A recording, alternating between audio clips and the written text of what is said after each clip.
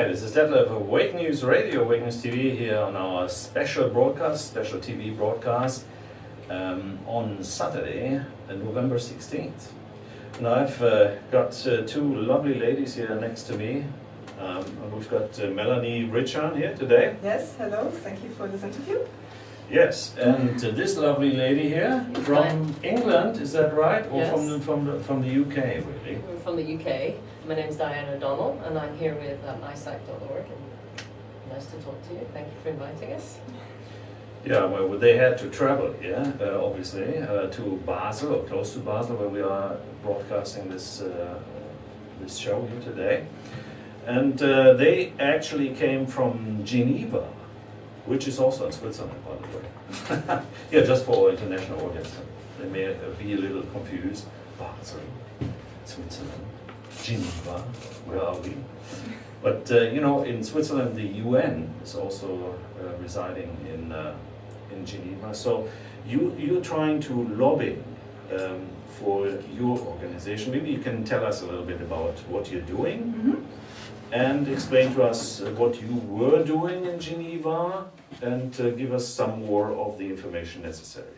Yes, of course. So my name is Melanie Vritschan, as you just said, and I'm the public relations and events manager of the European Coalition Against Covert Harassment, which is the organization I'm going to present today, which is committed to raising awareness to the legal systems as well as to the medical and scientific community to the crime of illegal biomedical research and also weaponry research committed on citizens in the European Union and beyond. And this is the reason we've been here this week, because we met with the World Organization Against Torture, which is an international coalition bringing together over 300 non-governmental organizations. Wow, that's yes, a lot. Yeah, it's a big network. Fighting against torture, summary executions and enforced disappearance, and as well as other cruel, inhumane and degrading treatment or punishment. This is the reason for us being here in Geneva. Now, UCASH is an organization. Can you explain a little bit more where your origins are from? I mean, how did you get together? How did you establish? Yes, in fact, we are all, except for our legal advisor, Dr. Witte, which you had interviewed already together with me some time ago. We are all victims of electronic terrorism. And we felt that it was really necessary to create a coalition fighting this crime, because this is a crime that is exponentially on the rise. And also the victims unfortunately get younger and younger. So we got together and founded it as a not-for-profit organization in June in Stockholm. The managing director is the Swedish a Swede called Magnus Olsson, Swedish activist also. We have a doctor, Dr. Ronny Kilde. Then Dr. Henning Witte is our legal advisor and lawyer, and myself, who's taking care of the public relations side. And we really are committed to raising awareness for this crime, and also ultimately we would like to have appropriate EU legislation to be created to protect our citizens from these kinds of intolerable abuses. So that is the reason we founded it. Yeah, and this is true. We had you and Dr. Witte recently in German, actually. So if anybody is interested here, we'll give a link later on to this video. Now, this all sounds pretty weird for many people, because they say, electronic harassment doesn't exist, does it? 9/11 doesn't exist, things like that. But we are actually revealing truth, and that's our main objective. And you are not a state organization or anything like that. You are basically a victim. You are all victims, sort of, right? Yes, we are all victims of electronic terrorism, because this is terrorism to do this to a person, to implant a person with non-technology, implant technology. And then it is torture, it must be said, to be torture the person remotely, to do this against their consent on top of it. So, as I said, this crime is really exponentially on the rise, and we really decided it was necessary to found this organization to fight this. And, now the first question which comes to my mind is, why would they do this to people? Why?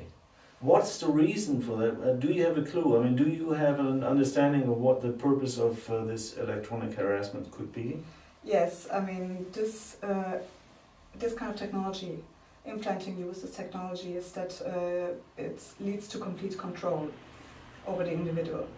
So it is a technology that connects to your central nervous system, and you can be really remotely controlled, like a robot almost. This is human robotization. It is not new. I mean, electronic implants is not new. Actually, they have existed at least since the 60s. And last time we spoke about this famous experiment of Dr. Delgado, who was a psychiatrist at Yale University, who implanted, I think it was already beginning of the 60s, a fighting bull with electrodes, and could really guide him, or let's say control him like a toy, you know, and stop his aggressions right away. So this is a control tool, and it leads to ultimate control over the individual or over the victim.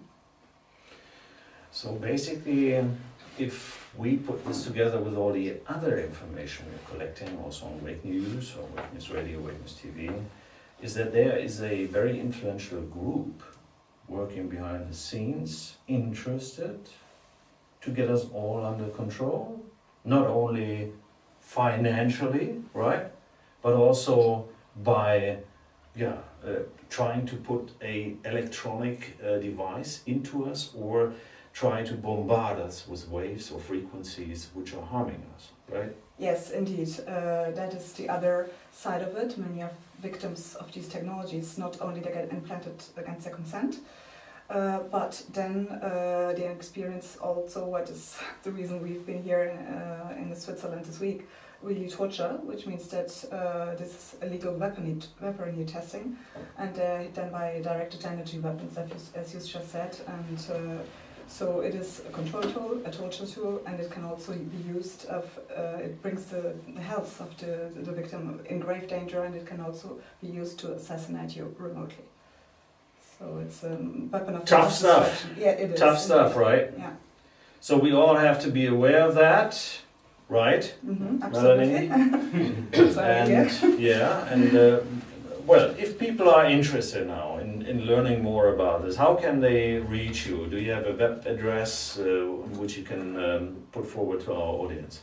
Yes, they can go on eucach.org, so eucach.org, and they can find more information about this, what we're doing about this crime, and there's also contact email if people want to contact us, and if you feel that you're targeted with this kind of technologies, weapons, because there are very many people, in fact, falling victim to this, you can also become a member with UCATCH. And our membership is also very, very exponentially on the rise. That gives us an indication how many people are actually victims of this terrible crime. Yeah. So the members are finding you, and the number of followers is increasing. Yeah. And but people can support you as well. I mean, you're not a non-profit organization, but people should and can. I mean, not everybody can, but who can should support also this organization. How can they do this? Yes, you can donate to UCATCH. So we have now also a donate button. Okay. And if you want to donate to our efforts, then we certainly welcome that. Yeah. Okay. Yeah. Now we get to the issue that you're not only collecting information, you're not only a victim, talking about what happens to you and analyzing what is happening to others, but you're also trying to do something about it. Yes, and I'm happy to turn now to my right, to your left, I guess. from the camera. And I talked to Diane. Diane, maybe you can introduce yourself a little bit and how you got to this organization. And I think you are a specialist also within this organization. I'm not asking too many technical issues now, but obviously, but you are sort of overseeing the technical stuff as well. I mean, Diane, maybe you just talk about what you well, have done. I myself have been a victim of this since about 1998. I went through many years of absolute terror and pain and trying to understand what was happening, and as most of us do, it takes a few years before you sort of realize there's patterns and it's a system, and it's very frightening, the effect at first of how on earth can people be reading my mind or creating these sensations and bombarding me with these pains, and it's very like you feel like an electric current is in your body, and total strangers seem to know all the details of your life and every conversation you have, and it's very disturbing. So essentially what happens during the early phases is that you end up isolating yourself, losing contact with friends. Gradually at a certain point you realize there's patterns, or you decide, as I did, that I was going to try to learn more about how it's working and see what I could do to survive it myself. Okay. It was only about a year and a half ago, that I actually found ISAC.org online. After searching to find out about what it was and all of that. ISAC appealed to me right away because of the fact that they do preliminary radio frequency scanning, and that they take this from a different point of view from ISAC. Their point of view is to try to find some kind of proof of what is being done to us. Basically, it was set up about 3 years ago by Jesse Beltran and Dr. Hall, who is the man who actually came up with the using a frequency scanner to try to see if there were radio frequency emissions coming from the human body, because so many people had come forward and complained. And so then with Jesse and with Lars Trudgaard, who is our main EU representative and person who mainly did the scanning in Europe, they set it up, and they went forward with developing a 3-phase testing system to see if they could bring some kind of proof or find correlation, find the smoking gun that might blow this open. So essentially what I've been doing is with the phase 1, Lars trained me how to do this. I have a radio frequency scanner. Why don't you show it to the camera? Okay, basically this is a simple radio frequency scanner. Maybe I'll hold it for you. And I have a little MP3 speaker attached to it, because generally when I'm using and I'm scanning a person, this particular model does not have a very strong sound. When I do a scan of a victim, I videotape it so that I can later have a record and analyze and see where I find a positive radio frequency emission from a particular narrow focal point on the body. So the speaker is really just there as a function for me when I'm videotaping.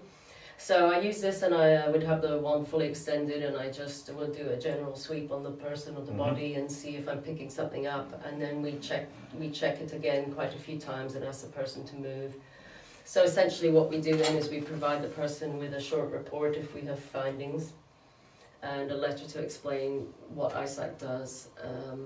Now that would be the phase 1. Phase 2 is... But let me ask again. So you're basically using this device on a person, on a human body, and you can track a frequency which is being emitted from the body or which is reaching the body.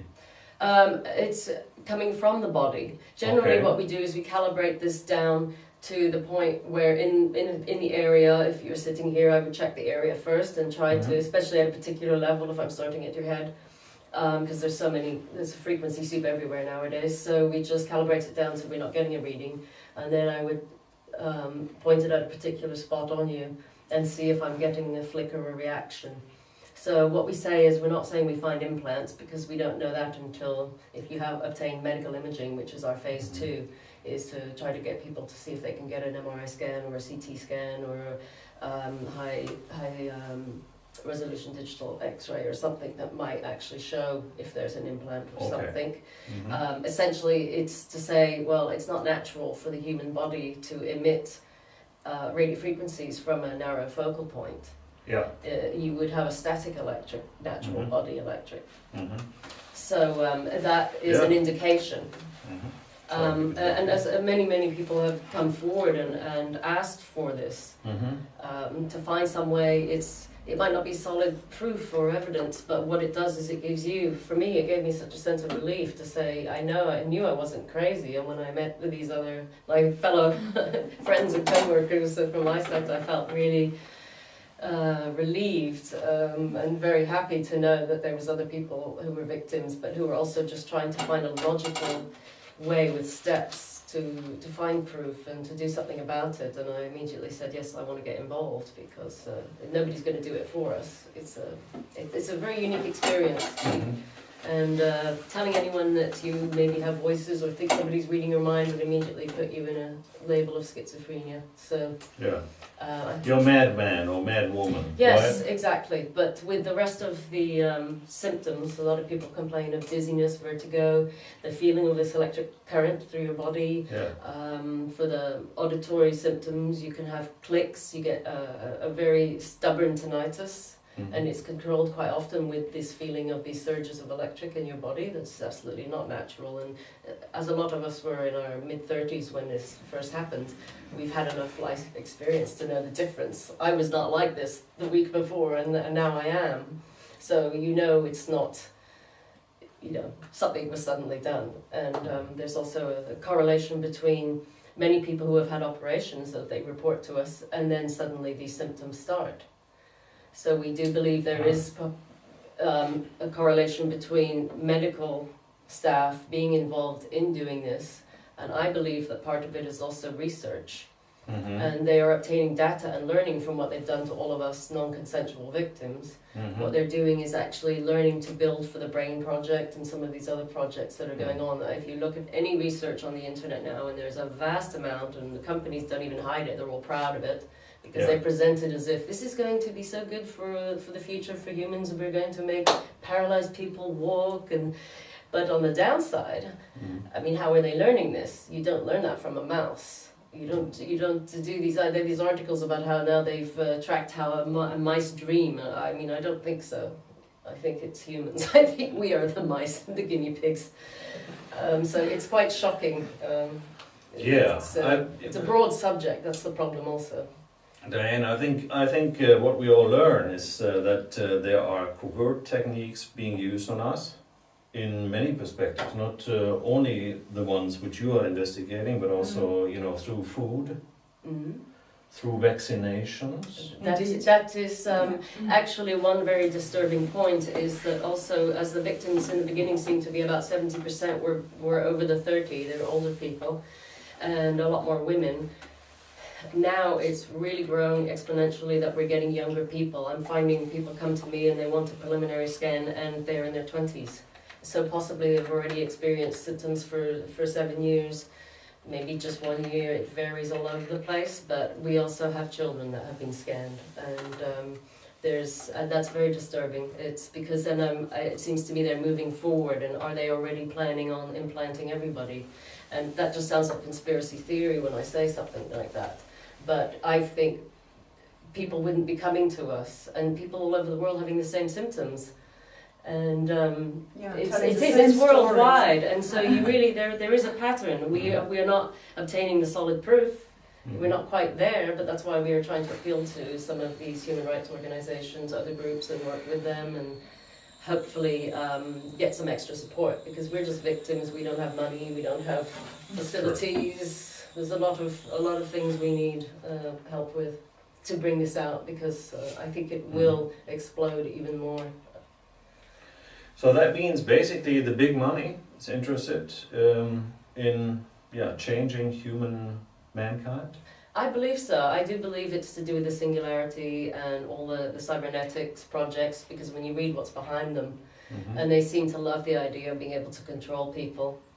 And I do, obviously they would see a profit in that, and all these data collection people everywhere now, and it must be great for them. I feel sometimes it's used for advertising too. Yeah, they are planning on face scanning as well. If you enter one of your major multiples in the UK, which would that one be? Like, what's the major trade chains? Oh, you've got like supermarkets, yeah, you've got like Tesco's and things. So the Tesco would like to scan you while you're entering their shop, and then take a scan of your face and immediately know what you like. Face recognition, I should say. Yes. Okay, I haven't heard that one, but Yeah. there's yes, the technologies are becoming more and more invasive. I mean, it's just, but the main point is that there's not giving any of us a choice, are they? I mean, none of us had a choice in any of this that happened to us. And yeah, I mean, we have a choice, and that's what I'm proposing all the time. Refuse the system, boycott the system. Try not to purchase in those major multiples if they do harm to you, right? Yes, absolutely. Yes, you have a consumer choice, but to be implanted these really intrusive weapons, or whatever you want to call them, they're certainly, if it's certainly weapons, they are being used as weapons against us.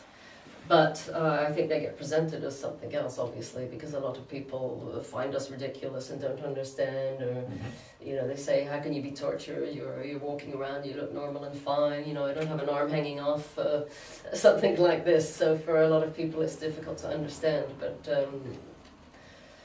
yes, I don't know, the whole direction of all this research and technology, it just seems totalitarian is the only way I can put it. Yeah, I mean, we are back to the Third Reich, Third Empire. Or perhaps Joseph Stalin, because he was in love with psychiatry as well, and anyone who was ever complaining about the state or protesting was immediately sent to a psychiatric center, weren't they? So there is a... Yeah, that sounds a little bit like a clone between those two. Yes. Adolf and Joseph, both together. Okay. Now, Melanie, when you were discussing this in Geneva, were those people you were talking to, those organizations, aware of what you're talking about? I think they were a little aware, but they told us that mostly they were becoming aware more and more of this new form of torture, this modern form of torture, via us, in fact.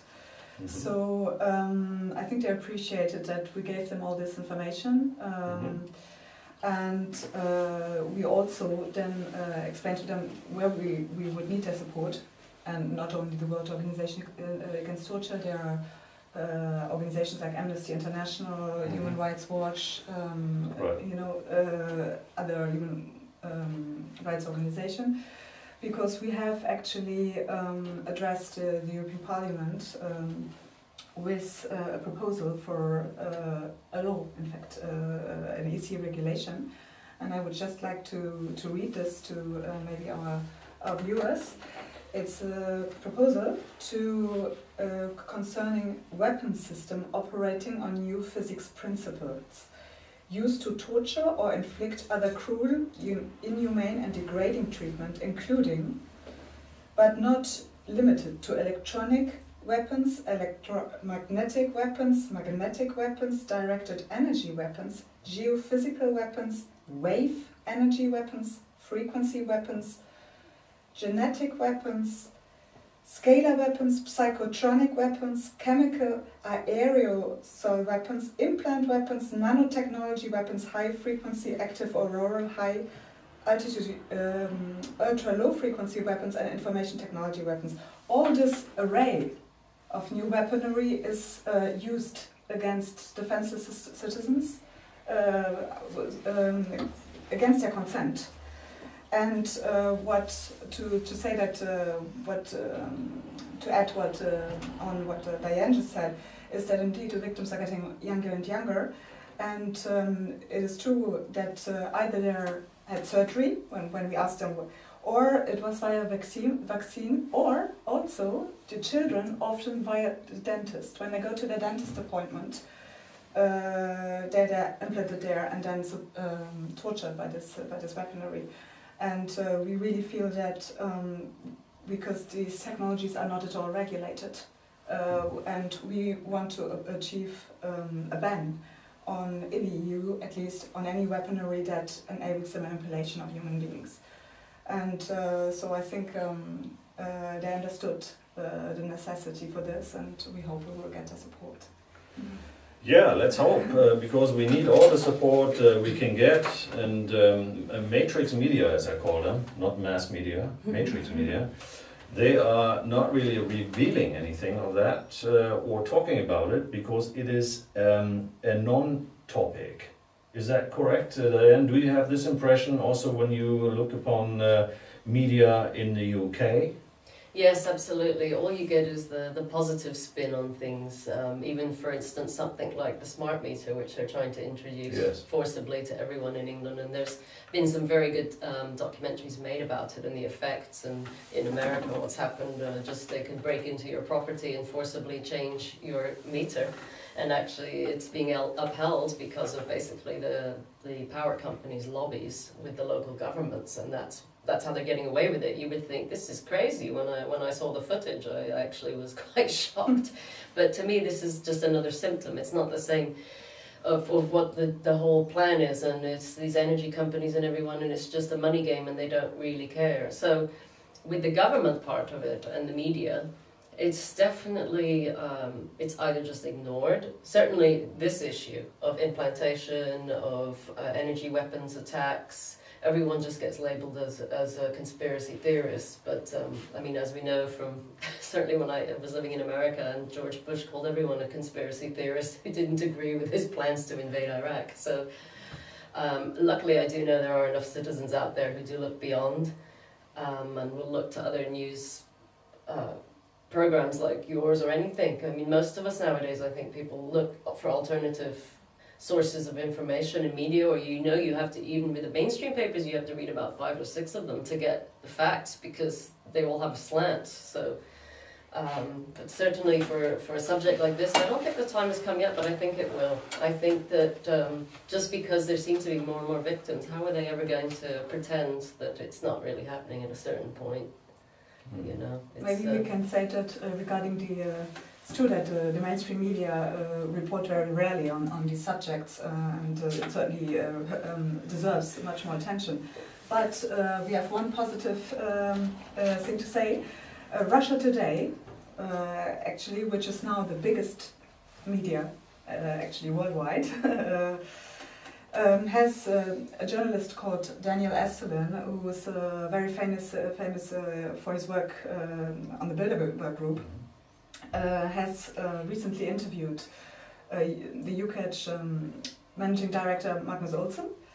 I was just talked about, and it's really a mainstream media. So we hope that this will lead to further interest of the mainstream media in the subject, and I certainly hope that when you realize, when the public realizes how easy it is, in fact, to implant a person against their consent with this kind of technology, basically all you need is a needle, an injection is sufficient, that then you can be part of a scientific experiment you're not even told about, or a member of your family.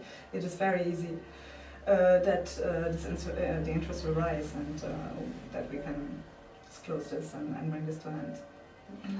Yeah, I'm also talking not about conspiracy, but we are actually conspiracy analysts, because there is there's proof that there are conspiracies taking place. Otherwise, that's the irony of it all. Yeah, so that's even John F. Kennedy talked about this before he did he commit suicide? Or was he suicide? Oh no, he was murdered. Really? Oh yeah, that was another story, right? The other one said, okay, you know what I mean. So JFK basically talked about this in the press club in Washington D.C. A few months before he died. Isn't that funny that he was talking about this conspiracy of the military-industrial complex? to all the matrix media. He just didn't realize they were all in the boat. So he talked to the wrong people. But anyways, I mean, this is a long time ago. This is public knowledge, so it's nothing which I invented or which is conspiracy. It's actually, it happened. JFK was murdered, really. Okay, yeah, I'm happy you're talking about this. So you have an impression that the people in Geneva understood what you were talking about? Yes, she doesn't understand, the person that we spoke with was a bit confused about the actual technical side of it or the scanning, but was interested in learning. I think they wouldn't have invited us to come and explain it to us if they didn't have a genuine concern. So that was something that was very good. And I think it would probably take further meetings if we can get to that, I hope. And we offered, we said, you know, if they would like to come forward. But I tried to stress myself just that I think that they will be finding more victims with these kinds of strange torture symptoms in the future, so that they really need to start learning about it. But yeah. Now, how can people reach the ICE Act? Can Diane say a few we have words to that? the website is www.icaact.org, and we have a lot of information on there. There's videos of preliminary frequency scans that have been done. There's a lot of history videos if people are interested in learning about the history of mind control and the experiments that have been done throughout the 50s. There's very much information. We also have the report that we put out in August, the phase 3 report. That was the first one of the scanning that was done in a shielded environment in a Faraday cage in Belgium. Why don't you show us the first page? Or the whole booklet, yeah. The camera. I brought a copy of the report for you, so you may have that. And there's also a DVD that goes with it. Right. And this report has basically the information about what happened was they used 14 people who had already done the phase 1 and phase 2 preliminary parts of the scanning. And who came up positive. And who came up positive, and a control group of a few people as well, who were non-symptomatic. And what happened was that during the scans in the Faraday cage, they found that these people did come up again positive for radio frequencies within that shielded environment, which indicates that they were emitting from the human body, right. And not from some other source. So it was a very good test, and it really brings up all the subjects of why people should take it seriously, and we're not just waving some wand around and making up a bunch of rubbish. So. Now, a question comes to mind right here.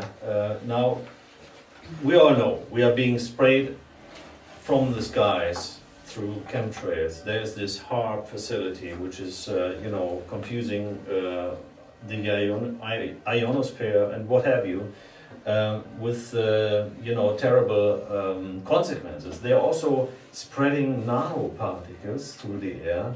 Now, how big in size would be such an implant? Do you have any idea, or do you have more information on that? Well, the information, basically what we have found that there's some people that have had them removed, but these would be the older style ones. In this report there's an appendix which is Bob Larson, he's an inventor. Yeah. David Larson, excuse me. He is a man who actually did sue and did have an implant removed. Now the older ones used to be about the size of a grain of rice, and these would be the ones like the berry chips that you can see. There is footage and information on the internet about that. It's not exactly hidden. And the newer ones, is in this report, it even has some, I don't think you'll be able to see it on the camera, some pictures of implants that have been removed, and they grow in and their flesh grows around them. So it is available. Nanotechnology. Yes. So it would be a nanotechnology type of thing. I mean, very small. Well, if they're nano, I suspect it would be very difficult to find them, and this is something that we need to work with some scientists and other people who we really need some whistleblowers, I think, to come out and try to find a way, because if it's not going to show up on a medical imaging scan, anything that you have, in particular if it's the newer ones, which we believe, obviously fit through the eye of a small needle, Right. I don't really see how you're going to find that very well. They probably... But this is precisely the reason why, in fact, it was Dr. Hall who's on our board, on the ISAC board, started this new method of forensic proof, finding evidence, because, as Diane very rightly says, nanotechnology is almost it's not visible on the current medical imagery that we have available. So this is precisely the reason why we have developed this three-phase testing protocol, and why we do the scanning in the Faraday cage, to prove that these people are transmitting. It's not normal for the human body to emit radio frequencies. So. Now, there are lots of people in the world who are claiming to have a specific new sort of sickness or a disease that would be Morgellons, called Morgellons. Is this connected somehow to this work you're doing? Yes, absolutely. In fact, I'm a Morgellons victim. So, you are? Yes. So Morgellons is a specific technology. It is indeed a nanotechnology, a very sophisticated one. And the particularly sign of this technology is that once it's in your body, it self-assembles and auto-replicates to build a complex system of wiring all over the body. So maybe for some of our viewers that will sound science fiction, but this is a technology that was funded and developed by DARPA. In the United States. The official name is Smart Dust. Yes. Yeah. Isn't it a nice name? Yeah. It is not nice at all, but yes. So it self-assembles and auto-replicates. It is a very, very invasive technology. It leads to complete control over the individual, and it is nanotechnology. So the smart dust victims, this is definitely not a technology you can see on a CT scan or an MRI scan. Yeah. It's very different. Okay, that was my question. So that is the next step, technological advancement, which we have to take. Yes, I mean, that's going to be a real difficulty. We don't really have a specific plan for that at the moment. We can still just do the scanning as far as trying to see if there's emissions coming out. But I think that would be, obviously, if we can get assistance and carry on with the removal is obviously everyone's concern. Can we find it? Can you get the proof and with the medical imaging? And I honestly don't have the answer for that at the moment until we can get some help. So to everybody listening now, all the scientists and all the whistleblowers, please come forward and help us. Help those lovely ladies here in order to make this advancement, right? Absolutely, that's what we do. Is exactly what we need.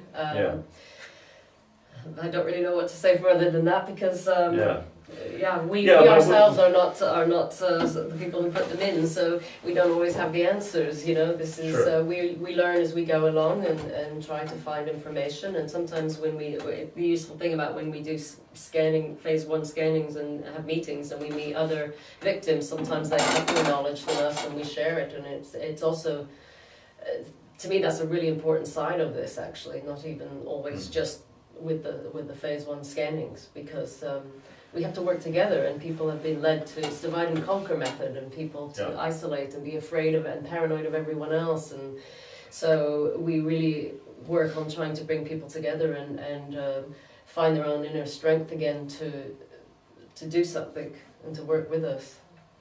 That's great. So the third phase would be then what? The third phase is the Faraday cage one. Okay, so that's the Faraday cage, okay. Yes.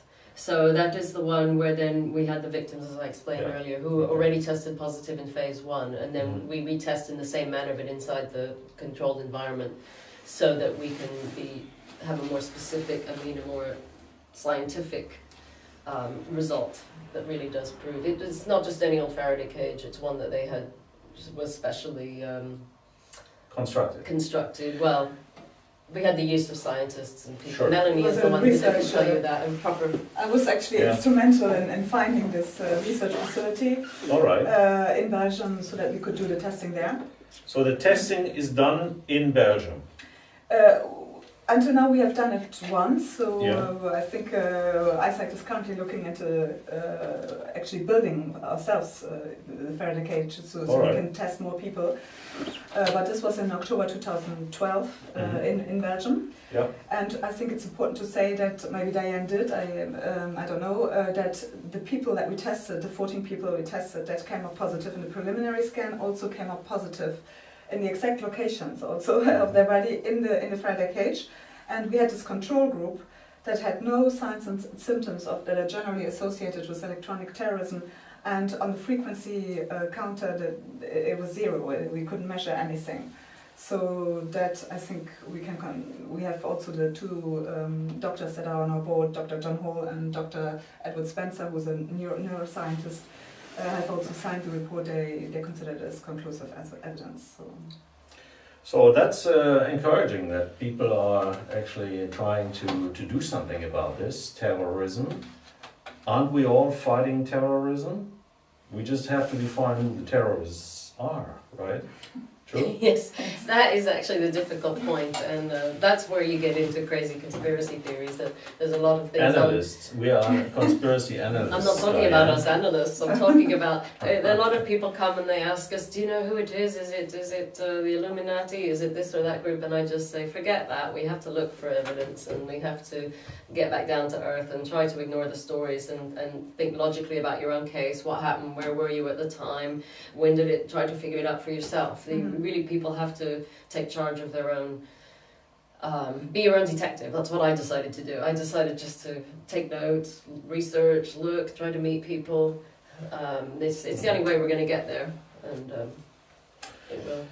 Yeah, okay, so I think, is there anything you want to point out from your meeting or what you are planning to do? Because we are now getting to the end of this part of the broadcast. Well, we need support. That's we have. And I hope this broadcast will. And I would like to thank you again. Will contribute to the fact that more and more people realize that this is going on, that it's a crime, that people are terribly tortured, that I suffer, and we hope that we will get the support we need. We will certainly meet with more human rights organizations.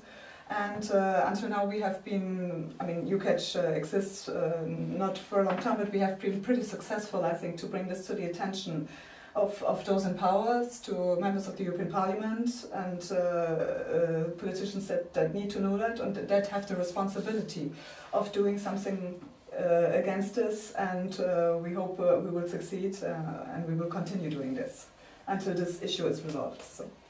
Yeah, Melanie, and then give us again your contact address. Yes, eucatch.org, eucach.org. And anything else? Is there a telephone number? Or? Not your private one, the official one. There is an email, contact email on the website, so you can write to us, of course. I heard they are harassing you as well. You live in Brussels, right? Yes, indeed. That is something else. It's, the victims of these technologies also generally report, or very often report, that there are illegal entries into their home. Their properties is ransacked. People are stalked, but in groups of people, harassed. So I do not personally experience that, what we call organized stalking, but there have been often illegal entries into my home. My floor has been destroyed, my car has been vandalized many times. I get anonymous phone calls when then suddenly somebody hangs up. There's certainly, and this I would also call it's part of this whole. It's also a form of torture, that the person never feels safe, and you are constantly harassed in this fashion as well. So that is also something we would like to ask our politicians to look into, because normally the home should be inviolable. Home is the castle. Yeah. Now, those are dark forces, and these dark forces usually are afraid of the light, and we bring some light into these dark ages, if you want to, or dark activities. So never be afraid. Always try to go public. So get in contact with Melanie or maybe with Diane. And Diane, you can say a few words to that as well, if you want Yes, to. absolutely. If you want to get in contact with us, you just go to our website at isact.org, icaact.org, and we have a contact page. I'm to be addressed through the UK email. There's also one for EU, which is Lars, and for the USA we have Jesse Beltran, who's the president. So if you're in any of those areas or wherever you are, you can send us an email, ask us questions, and we'll try to get back to you as soon as we can, but we are just individuals, so we're not always speedy, but we'll get there, and certainly we'd love to hear from people. It's good. Maybe we should just add, Sorry, that we just recently did a scanning in Brussels, just to show the scope of the problem. And as I said, the victims get younger and younger, and also the rates are higher and higher that we found. And in this particular scanning, I think it was right, Diane, we had 100% positive. yes. So, Wow, so that's concerning. quite something. Well, anyway, I mean, Lars and Jesse are regular guests also on our United We Strike Radio Marathon, which is taking place every second Saturday in the month, right? So next one would be in December. Which date? We have it announced always on the website. You can look. Okay, yeah. so you can also go to And there's a their link, respective websites and there's a link on the ISACT website right on the front main page right. to the radio show, so that it'll have the next date, and you can click on it, or you can, once it's been archived, you can download it if you like. So. Wonderful. Maybe we can welcome you to one of those shows once again. Okay. Yeah, thanks a lot for listening to our broadcast, which was a special broadcast here from Switzerland. Hosting these two lovely ladies from ISACT and UCatch. Trying to bring some light into the darkness and never be afraid. Okay, this is Detlef of Wake News Radio, Wake News TV. Thank you for being here. Thank you, Detlef, for this interview. Thank you very much. You're welcome. Okay.